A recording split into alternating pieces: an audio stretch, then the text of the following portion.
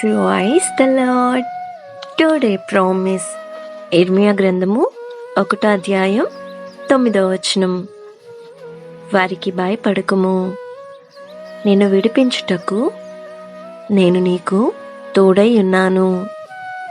ఇదే యెహోవా వాక్కు. ఇదిగో, నేను నీ నోట నా మాటలు ఉంచి ఉన్నాను.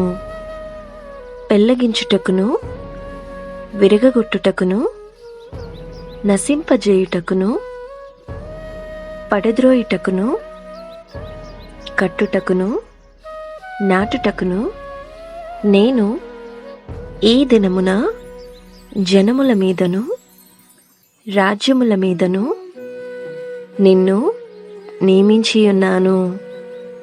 ఆమేన్. ఈ వాగ్దానం మన జీవితాలలో దేవుడు నెరవేర్చునుగాక. God bless you. Presented by Young Holy Team.